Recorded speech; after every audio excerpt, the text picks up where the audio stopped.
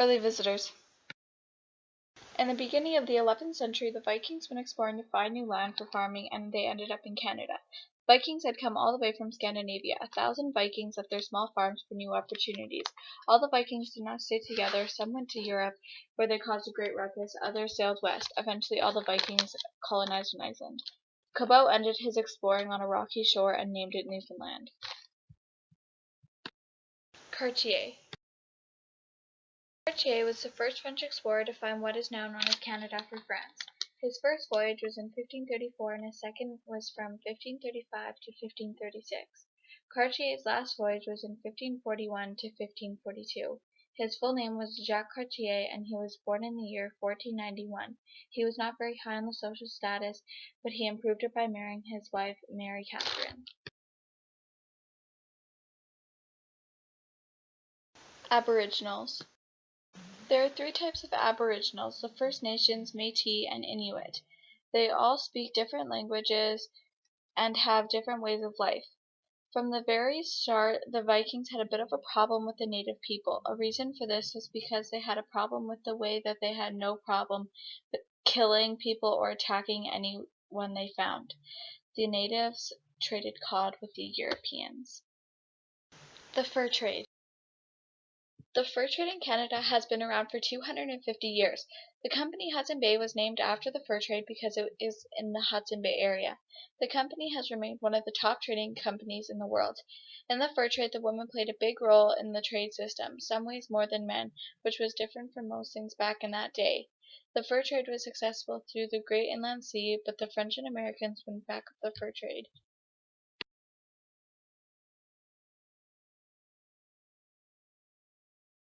Champlain.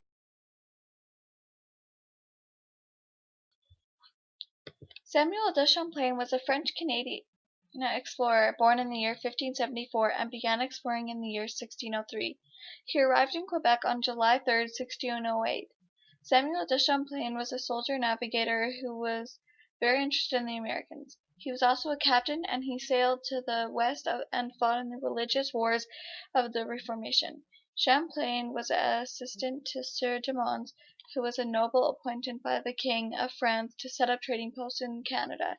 Champlain and 60 other settlers made a small post called Point Royal. Point Royal wasn't very successful. In 1608, Champlain led a new exploration up the St. Lawrence, where they arrived at what is now known as Quebec. Colony of New France. When Champlain died, the European countries were trying hard to extend their imperial interests with the world.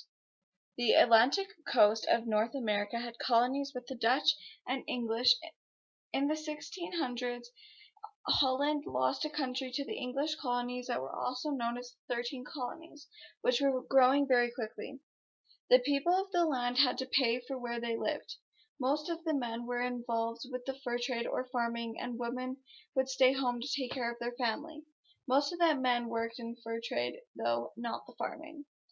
The company that took over Champlain's colony was the Company of 100 Men, and this company eventually fell through due to bank robbery. The Jesuits. Jesuits were Roman Catholic priests who would do anything to spread the word of the Church. This was in the 17th to 18th century.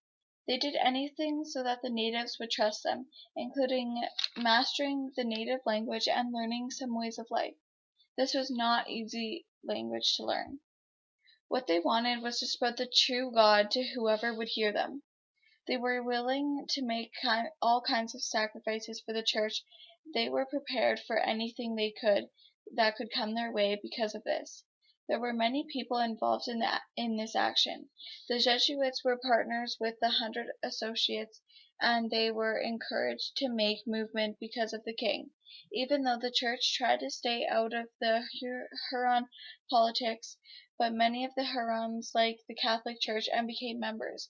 Many of them came to live near the Jesuits' missionary in Huron. Mercantilism. These were people who believed that there was only a certain amount of wealth in the world, and it felt like it was their job to preserve it for their country. They had a mission to gain power for Europe and to do as much as they could to serve their empire. The mercantilism colonies would only sell their goods to their country. This started in the 1500s and was the primary reason for the British colonies.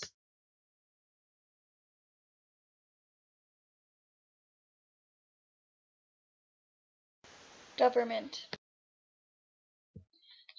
John Talon was the first independent and knew that France was in need for new settlers, a good defense system, as well as basic industries.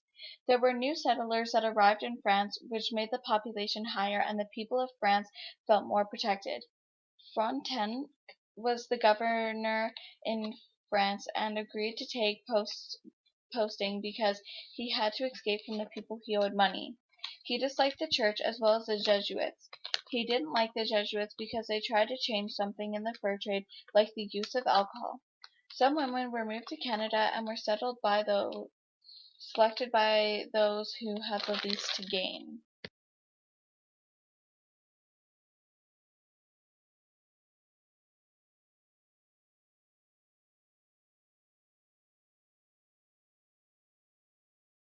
Life in New France. New France had few people living there after Champlain died. The women who ended up settling in Canada became nuns, then later came to New France to share and teach their religious beliefs. And the farmers were able to cultivate the land as long as they paid fees and service. Many people worked part-time with the fur trade. Representatives for France were getting irritated because of various enterprise which gave the people of France an attitude of independence. Some began to think the colonists forgot about them. Louisbourg. Fortress of Louisbourg was built from 1720 to 1740. It was in use from 1720 to 1758 and was controlled by New France and Great Britain. Louisbourg had two battles, 1745 and 1758. In 1920, Louisbourg was deemed one of the National Historic Sites of Canada.